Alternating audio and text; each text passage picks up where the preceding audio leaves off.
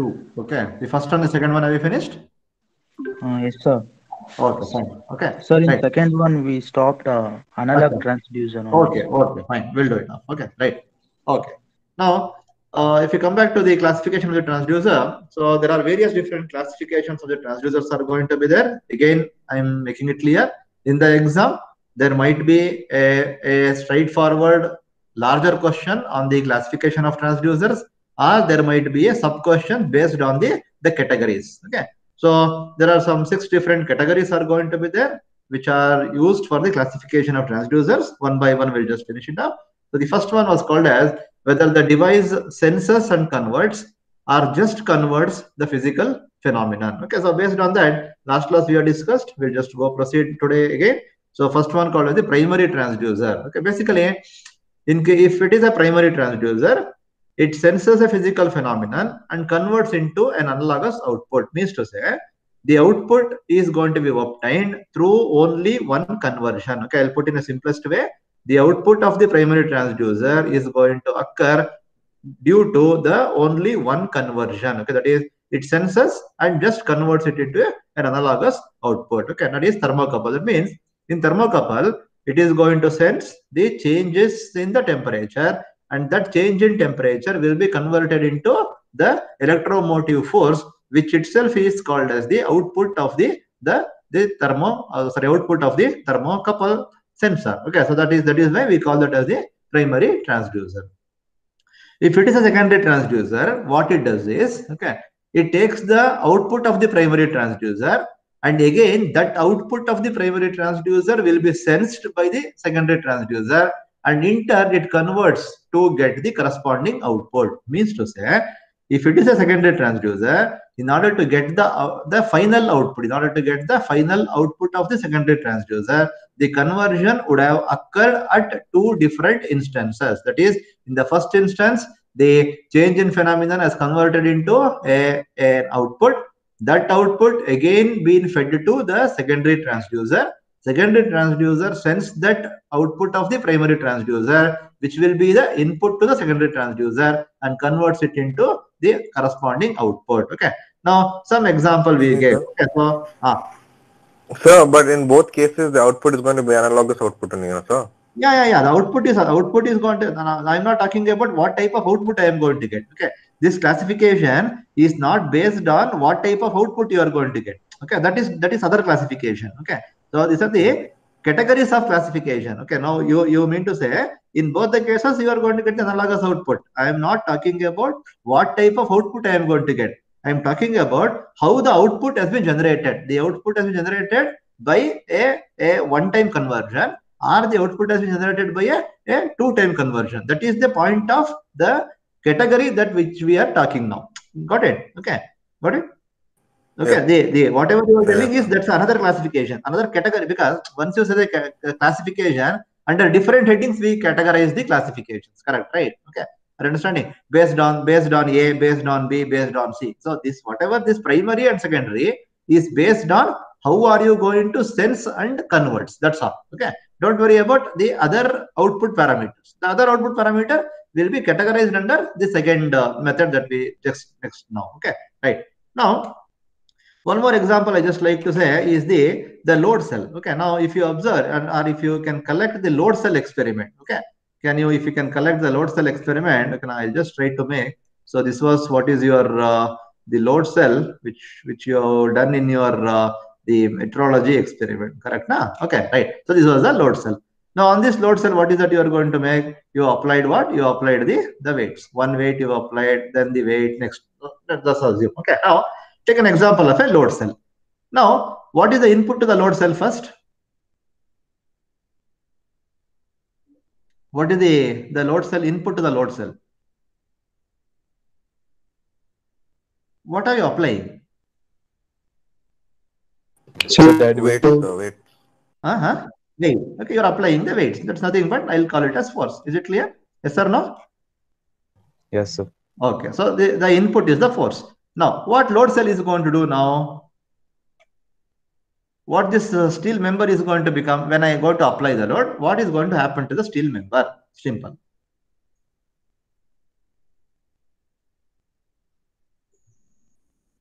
Come on. What is going to happen to the steel member? Okay. So deform. Did deform. Stress Okay, will before that. Okay, let me come to one more thing. Okay. Now, what is the output expected out of the load cell? Force is going to convert into, understand, okay, load cell is an instrument which is mainly used to measure the force.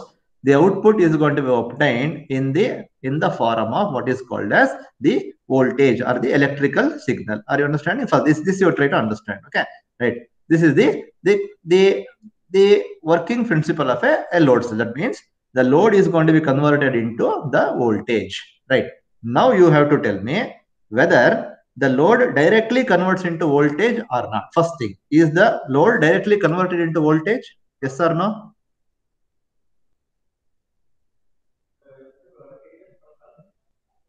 Are you understanding? Are you getting my point? No, sir. No. Okay, right. Okay. Now, when I apply the load, okay, is the output of the load cell is the voltage directly is the question. The answer is no. Okay, I'll explain clearly. Okay. When the load is applied on the load cell, what is going to happen? As this is a steel member, there is going to be what? What is going to happen? The deformation, the deflection or the deformation is going to occur. Okay, right? So F has been converted into what? F has been converted into what is called as the deformation, that is X. Okay, right? So this is one conversion. Now observe what is that I have done now is, okay, in the corners, in the corner of the load cell, what I have done, I have placed what are called as the, what is this? Maybe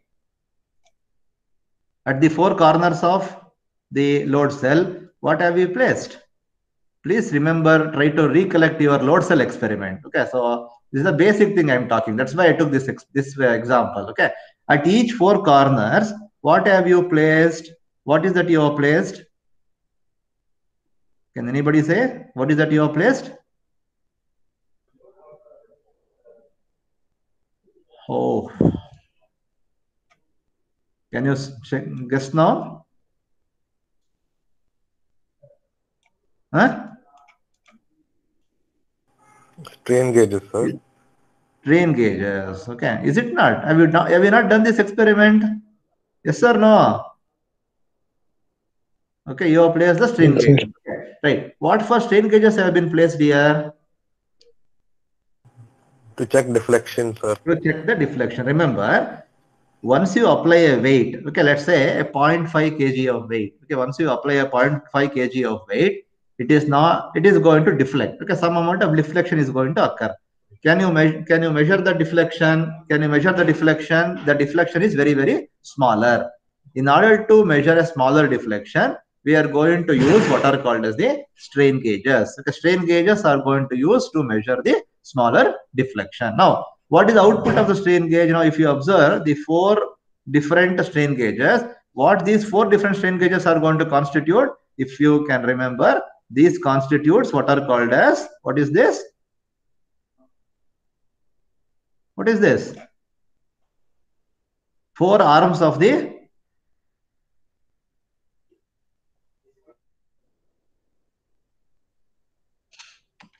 okay, I have done with you. Okay, it's very difficult. Okay, what is this? Can you not able to say what is this at least?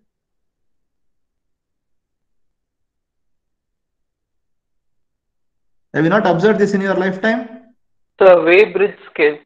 Yeah, it's a, what is that? Wheatstone bridge. It's a Wheatstone bridge. Okay, please understand. It's a Wheatstone bridge with R1, R2, okay, R3 and R4. Okay, right. Now, please observe. Okay, right. Whenever there is going to be the deflection is going to occur, that deflection will make one of the resistance to change. Okay, when one of the resistance is going to change here, what is the output that you are going to get across the Wheatstone bridge network? You are going to get what is called as the change in resistance leads to what is called as the voltage. Now you please understand carefully.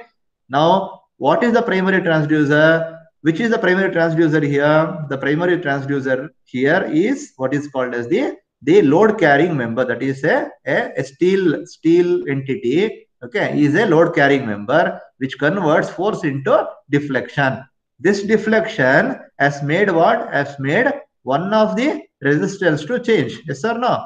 Once the resistance has changes, this change in resistance has given you what is called as the voltage. Now, this voltage is due to what? Please tell me now. This voltage is due to the effect of what? Change in Length. change in resistance. Correct. So this change in resistance is due to what? This change in resistance is due to the deflection which has occurred, and this deflection is because of what is called as the force. Means the force has converted into what? Finally, the force has converted into what is called as the voltage. Okay. So that is an example of what is called as a secondary transducer. Okay. One more example, probably you should understand here very clearly given. Okay. It is pressure measurement by using a Bourdon tube and LVDT. Okay, right. Forget about the right one. Okay, so this part you forget. Okay, right. So just observe only this part. Sorry. Okay, only this part you observe. Okay, right. Now what is happening? Pressure has been converted into what? Pressure converted to displacement. Okay, so Bourdon tube is a primary transducer which converted the pressure into the displacement. Now, what is that I have done is the displacement I have given as the input to LVDT. That is, this is the soft iron core. Are you understanding? Now, the displacement is going to make the soft iron core to move to the right and to the left. Yes or no? Is it understandable now at least? Please tell me. Yes? Yes, sir. Okay. Now, this soft iron core is going to move to the right and the left. Right. Now, observe. When the soft iron core is moved to the right, which secondary voltage will be more?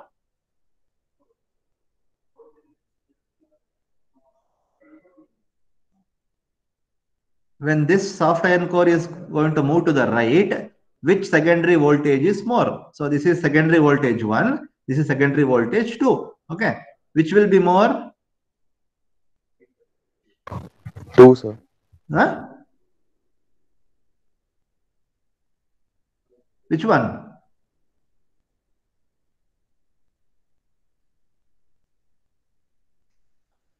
Okay, I think you expect me to explain the principle of LVDT. Okay, maybe the third semester. Okay, no problem. Let me do that also. Okay, right. Now we have what is called as the LVDT. Now this is the secondary transducer. Okay, sorry, secondary. So in the S1 it will be Huh? first one. Huh? First one. No, I'll tell you. I'll explain. Okay, no issue. I'll explain. Okay, right.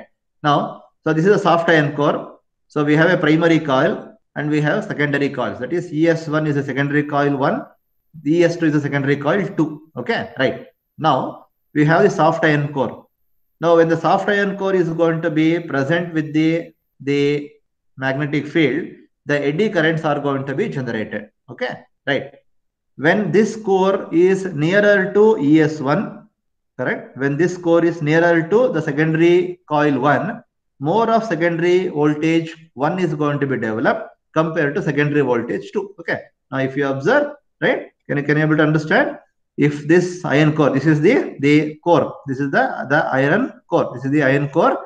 When the iron core is going to be nearer to ES1, ES1 will be larger compared to ES2 because the magnetic flux density is going to be sensed by ES1 because the core is nearer to ES1.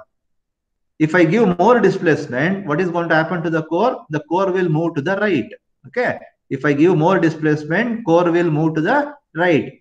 When the core move to the right, which is going to be more prominent here, secondary coil 2 is going to absorb the more of the magnetic flux density. Right. Now, which one is going to receive more flux density depending upon what is the amount of displacement you are given? Yes or no?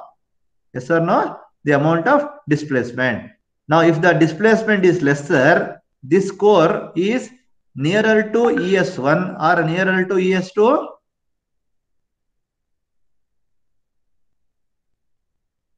If the displacement is smaller, is the core is nearer to ES1 or nearer to ES2? Please answer. ES1. sir. Nearer to ES1. Therefore, what is the voltage of ES1 compared to ES2?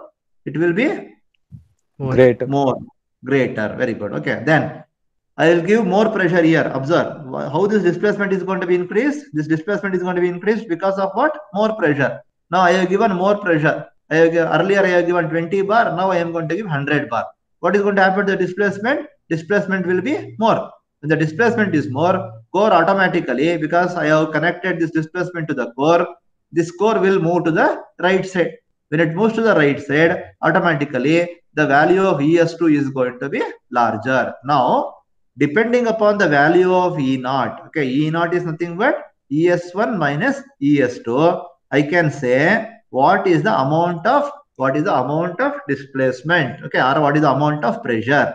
Now, if ES1 is positive, that means ES1 is greater than ES2.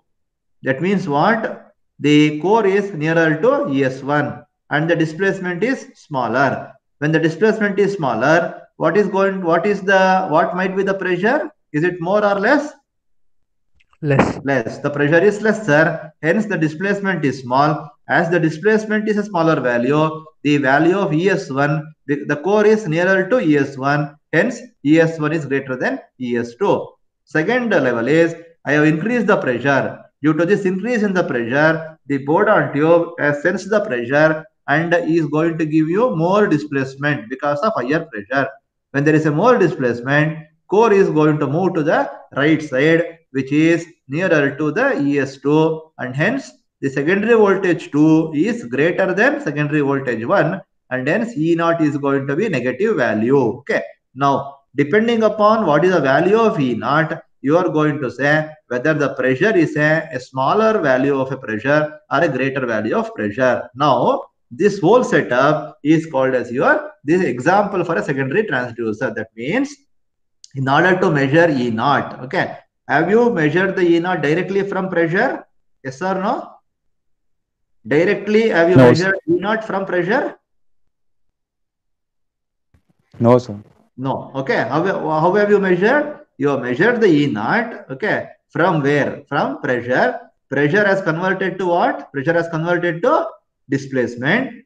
That is in the primary transducer. Then the output of primary transducer was displacement. That displacement was given as an input to LVDT. Then LVDT sends the displacement and gives you the voltage. Therefore, the LVDT is called as what type of transducer? Secondary. Secondary transducer. Bourdon tube is called as Primary. primary. Is the concept clear now?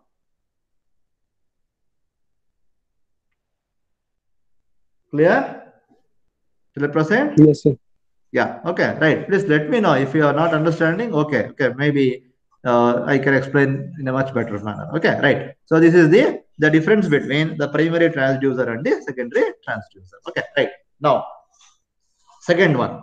Now this is the nature and type of output signals. Now in this classification, we are not going to bother whether it is a primary transducer, secondary transducer. That's fine. Okay, that is one method of classification. That is one way of classification. This is purely based on the output signal. What is the type of output signal? Simple. Okay, right. Don't worry about any other parameter. Okay. Now, first one was called as the analog transducers. Okay, right. Analog transducers are the one which are the continuous function of time. Means for every time value, there will be an output, and that output more or less is expressed in terms of analog nature. Okay, there are two types of signals which are present. One is called as analog signal, and other is called as the digital signal, or it is also called as the discrete signal. Okay, the difference between analog and digital is going to be, analog is going to be a continuous function of time, okay, and digital is going to be a discontinuous function of time. Okay, that means if you observe our old type of measuring devices, okay, our older type of measuring devices, wherein we used to have a scale and we used to have a pointer. Okay, so as and when the input changes, the pointer is going to move and stand still at a particular point. At that moment, you are going to take the reading. You took the reading of that and you note it down. That was an analog transducer. Now that is a other way of method itself. Okay, so that is not generally used in the current trend. Okay, so now what is that we are doing is we are going to measure the output in the form of pulses. Okay, that means what? Okay, if you observe, so this is going to be the example of analog signal. Okay, so something like this. Okay, so time is going to be there. So this is the x-axis is the time. The y-axis is going to be the value of, that is nothing but some parameter. Okay, some parameter. Okay, but the digital signals is going to be something like this. Okay, so this is going to be obtained in terms of pulses. Please understand. Okay, so this is what is called as pulses. Okay, right. Now it means what? Okay, right. Now this is your time and this is the nature of the signal. Okay, the y-axis is the nature of the signal, x-axis is the time. Okay, now in case of digital transducer, you are going to get the signal at intermittently at time t1. At time t1, you are going to get one signal. At time t2, you are going to get one signal. At time t3, you are going to get one signal. Okay, that means now why this is going to come into picture. Okay, generally, now when you started to use what are called the microprocessor based control system, that is MUPI based system. Okay, microprocessor is going to work purely based on what? Purely based on the digital technology. Okay, what type of the number system the microprocessor is going to work with? What type of number system the microprocessor? Binary. Okay, the microprocessor is going to run with what is called as a binary number system, which is having only two different level. Okay, it might be 0 or 1. Okay, that means it is true or it is false. Okay, or it is present or it is absent. Okay, so now as it is the case, in order to give the input to the microprocessor control system, we need to use what are called as the digital transducers. Nowadays, majority of the transducers what we are going to use is called as is generally of a digital transducers only. Okay, right. So this is the second classification. Okay, the third one is this way. Whether, please note down at least the categories of classification and the names under what is the name of that. Okay, so and the example. Okay, so I will be posting the quiz today based on the type of the classification and the what is it, the examples. Okay, thermocouple is what type of transducer. Okay, so that might be the one of the question. Okay, right. So this is what is the case. Right. Now third one is whether they are self-generating or externally powered. Okay, so this is what is the case. Now what does this means? Now in case of your the third one, that means how the power is going to be generated. Okay, means in order to convert input value into the output value, in order to convert the input parameter into the output value, you need some power. Correct? No, you need some power for the conversion. How are you going to get that power? Okay, how are you going to get that power so as to convert from input to, so as to convert the input to the output? Okay, for this purpose we have this classification, that is whether they are self-generating or externally powered. Okay, based on that we have what is called as active transducers. Okay, or it's also called active transducers. These are also called as self-generating transducers. Okay, I'll explain everything, don't worry. Active transducers are also called as self-generating transducers. The second one is called as passive transducer.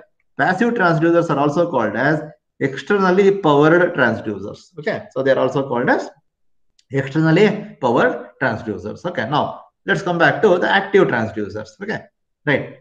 Now what do you mean by active transducer? The active transducers are those which develops their own power. They don't want any external power for the purpose of conversion. Okay, so this is the meaning. Okay, what does it mean? Understand clearly. Active transducers are those type of transducer. Active transducers are those type of transducer which does not require any external power. Okay, so they develop power on their own for the purpose of converting from the input to the output. Okay, right. Now one example, piezoelectric pickup or piezoelectric transducers. Okay, how the piezoelectric transducer is work? Any idea how the piezoelectric transducer works? What is piezoelectricity? What is piezoelectricity? Anybody? Tell me. Some.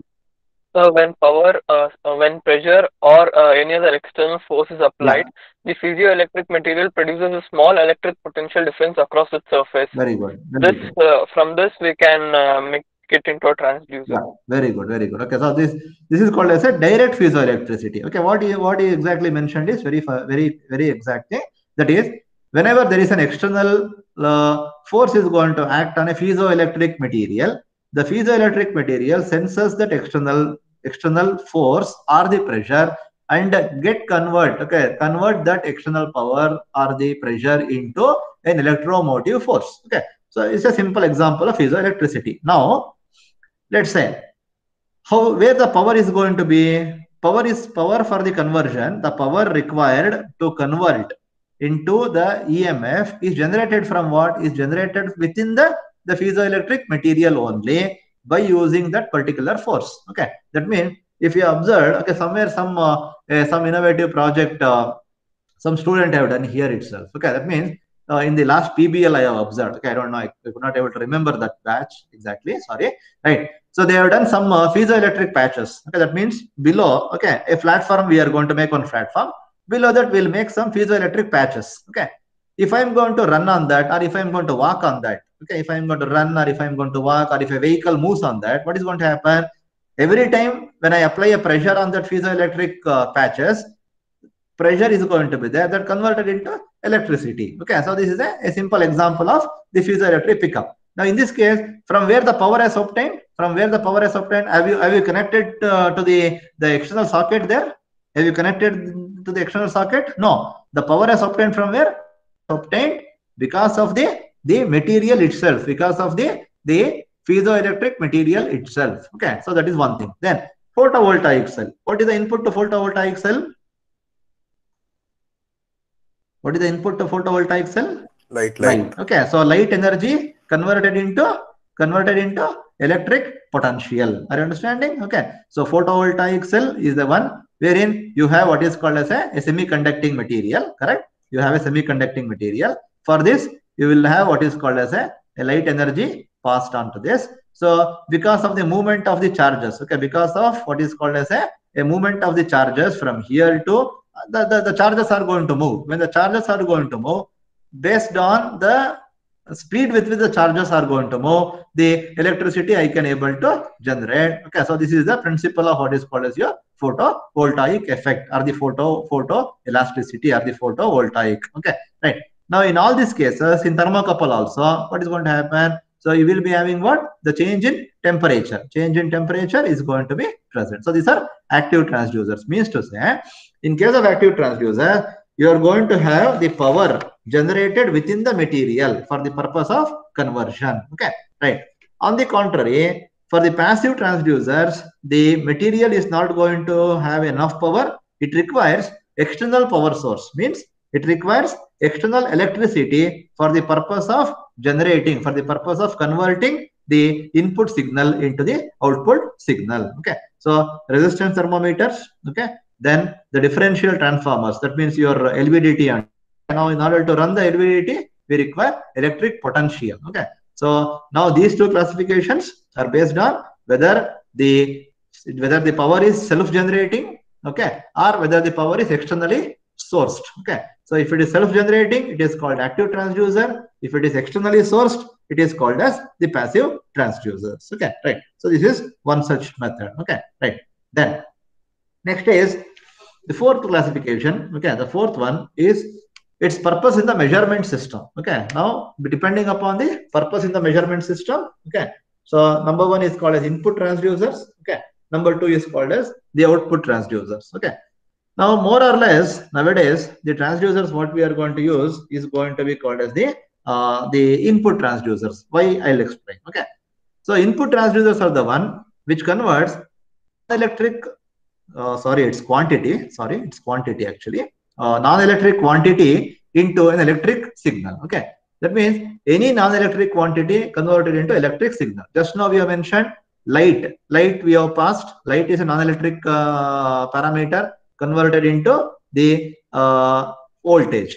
Then strain gauges. So force is the strain is the deflection is the input, output is going to be your voltage. Okay, so in all these cases, or the temperature is the input, voltage is the output in case of thermocouple. In all these cases, the output is going to be an electric quantity. Okay, that means electrical signal. Okay, on the other contrary, output transducers. These transducers convert electrical signal back into non-electrical signal. Okay, so now this is not much used because nowadays many of the transducers are going to be powered. Okay, many of the transducers output are going to be what are called as the input transducers, means electrical signals. Okay, majority of them are going to be electrical signals only. Output transducers, you can take an example of a reverse piezoelectricity, wherein I am going to give electric potential and that converts back into what is called as the amount of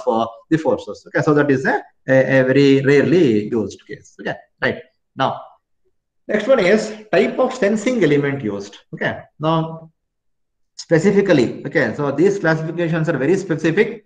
Now here, when I am discussing the category called as type of sensing element used, I'm not going to bother whether the conversion has occurred 1 time, 2 time, whether the output is electrical or non-electrical, or whether the output is analog or digital, or whether the output is going to be whether the power is going to be externally sourced or internally generated. All that we are not going to consider. This is a separate classification altogether. Okay, so type of sensing element used. Okay, now it is nothing but what is the element that you are using in order to sense the parameter. Okay, what type of element you are going to use to sense the parameter. Okay, the first one is called as elastic elements. Okay, right. Can you please immediately tell me what for the elastic elements are used to measure what? Elastic elements are used to measure what? I have given the examples also there for your understanding. What diaphragms and bellows are used? Yeah, deflection, sir. Deflection, correct. The diaphragm is going to deflect. Because of what input it is going to deflect? Because of what? Small vibrations. Pressure. It's a pressure. Correct? Okay, understand. Okay, I'll tell you. Diaphragm and bellows are the devices which are used for the measurement of pressure. Okay, now we'll come back to this. Elastic elements. Okay, now in case of elastic element, the purpose of elastic elements is going to be, first of all, used to measure the pressure. Okay, it is going to be mainly used to measure the pressure. All pressure measuring devices like diaphragms, bellows are going to use what are called as elastic elements. What do you mean by elastic elements? Okay, you know very clearly, whenever there is some force acts on the diaphragm is going to expand. Okay, that expansion of the diaphragm or the contraction of the diaphragm is due to what? Is due to the elastic elements present in the device. Okay, assume if the elements are not elastic, okay, will your diaphragm is going to deflect? Diaphragm will never going to deflect. If the diaphragm will not going to deflect, or if the bellows are not going to deflect, okay, you can't able to measure the deflection. So sensing element is what here? What is the sensing element used here? The sensing element used here is the elastic elements present in the diaphragm or the bellows. Is this concept clear to you? Clear to you? Right? So elastic element is nothing but it's a pressure measuring device. All the pressure measuring devices are going to use what are called as the sensing element as elastic elements. The action of these elements, the action of these sensing elements are based on what? Based on the elastic deformation. Please understand, is based on the elastic deformation brought by what? Brought by the application of the force. Okay, so I have applied a force or I have applied a pressure due to which the diaphragms are going to expand or the bellows are going to expand. Okay, that expansion is going to due to the elastic elements present. Okay, second one is called as mass sensing elements. Okay, so if you observe carefully, accelerometer. Okay, if you have to observe the accelerometer, okay, so let's assume this is going to be a motor, okay, right? Assume this is going to be a motor. I want to measure the deflection or the vibration of this motor, okay? So what is that I am going to make? I am going to keep one sensor here, okay? This sensor is generally it is going to be like this, okay? It may be a vibration pickup, okay? Or I can make use of what is called as an accelerometer, okay? So from here, the one wire is going to come, okay, to a FFT analyzer, okay, or the fast Fourier transformer analyzer, or to vibration pickup, which shows some reading in terms of meters per second, okay, right? Now, what is this element? Which is a sensing element here? The sensing element here is either the vibration pickup or the accelerometer, okay? Now, these sensing element are going to be called as mass sensing element because of what is called as the inertia of the concentrated mass. Means I have placed one particular entity on the device, okay? So because of the inertia, I am considering this as the mass sensing elements, okay, right? Then next is the thermal sensing elements, okay? What these thermal sensing elements are going to do is, right? So these thermal sensing elements, okay, are going to change the property of the thermal sensing elements are going to change depending upon the change in temperature, okay? I'll repeat again. The thermal sensing element properties of which are going to change as and when the temperature is going to change. That means, let's take an example of a material, okay, right? Now this material is acted with more temperature now, okay? So T, okay, so from 100 degrees to 300 degree, 400, 500, I have started to increase. Some properties of this material might change. What might change? What property might change based on this? Can you tell one or two? With the application of the temperature, what properties of the material can change? What might occur to this material? Huh? What might occur to this material? When the temperature changes, thermal expansion might occur. Are you understanding? Thermal expansion might occur. Thermoelectric properties of this material might changes, or the electrical resistance of this material changes. Now understand, all these properties of the material is changing because of what? Because of the input parameter called as the temperature. That means thermal sensing elements sense the heat of a system, sense the external heat by indicating some changes in the parameter, parameters. Okay, that means the alpha value is going to change. So this change in the alpha value of this material is due to what? Is due to what is called as the temperature. Okay, so thermal sensing elements, the thermal sensing elements are those elements, wherein the properties of the material changes with the application of the temperature. Okay, so that is more related to what is called as the thermal sensors. Okay, then last one was called as the hydropneumatic elements. Okay, so this hydropneumatic element, what is going to happen? Some members, some elements which are going to be there, which are used in the fluid dynamics. Okay, which converts the liquid level. Okay, as and when the liquid level changes, the hydropneumatic elements are also going to change. Okay, simple example is going to be a float ball, okay, which is present in the sump. Okay, so as and when the water is going to consume, the floating ball, okay, is going to comes down. Okay, that floating ball measures what? The float ball measures the level of water in the tank. If the more amount of water present into the sump, the float ball will keep rising, which indicates that the level of water has been raised. Okay, so that is one such element which is related to the hydropneumatic element. Okay, based on the sensing element, elastic element, mass sensing element, thermal sensing element, and hydropneumatic elements. Okay, right. Last classification, okay, with this we'll end, is based on the nature and type of measurement. Okay, so this is the one. Sixth one is based on the nature and type of measurement. Okay, first one is mechanical transducers. Okay, so these mechanical transducers are used for what? are used to measure the velocity, maybe used to measure the force, torque, or the pressure. Okay. So what is that measurand is going to be? Measurand is what is that you are measuring? That is the measured quantity or the measuring parameter. What is the input? That is called as measurand, or value being measured. Okay, is called as measurand. Okay. Now, depending on what you measure, okay, so we have mechanical transducers. Examples I have given.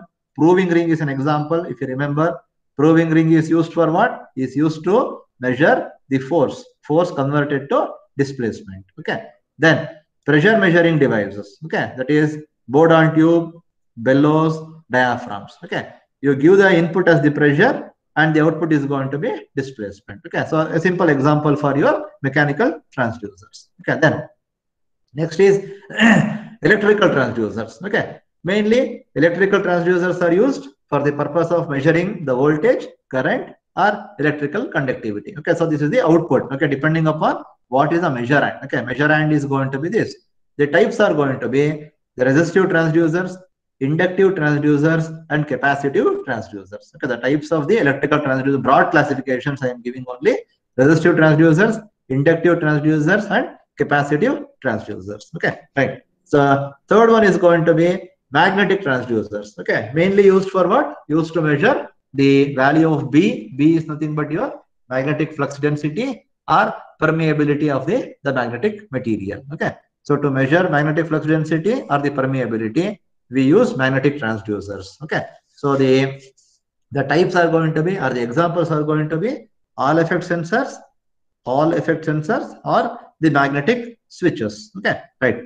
Then the fourth one is thermal transducers. Okay, so thermal transducers, you can understand, it is mainly used for what? Mainly used to measure the temperature, flux, thermal conductivity, and specific. It means all the thermal related parameters. Okay, thermocouple, thermistor, pyrometers, okay, thermostat, okay, all are examples for thermal transducers. Okay, so other classifications are going to be optical transducers, ultrasonic transducers, acoustic transducer, fiber optic transducers, lasers transducers. Okay, all the other I have given. Okay, right. So this is with respect to what is called as the classification of transducers. Okay, right. So quickly, I'll just finish the classification.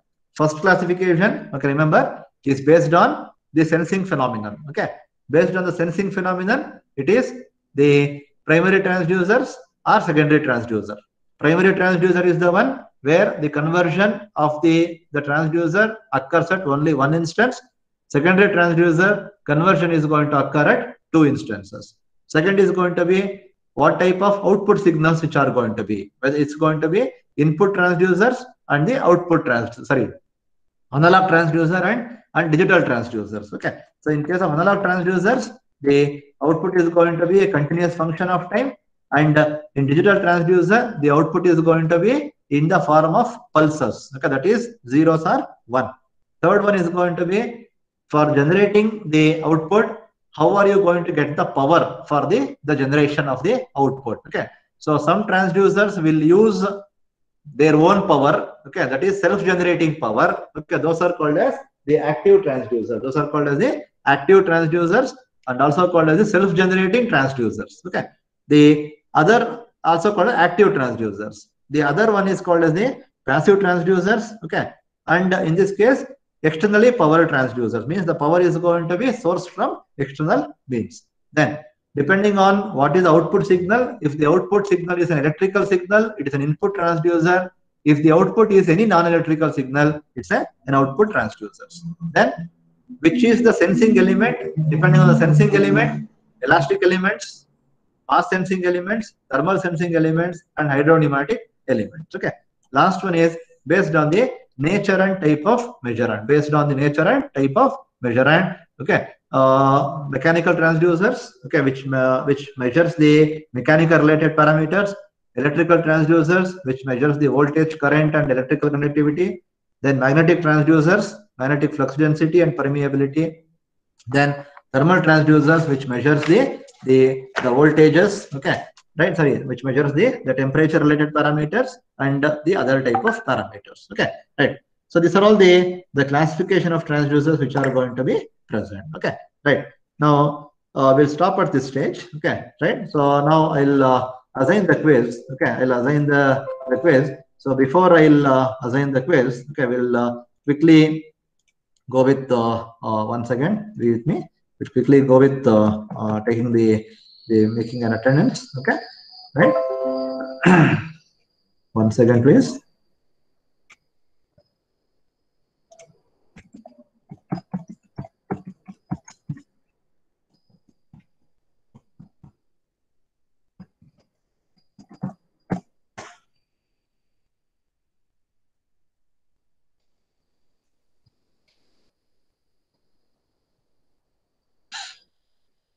Once again.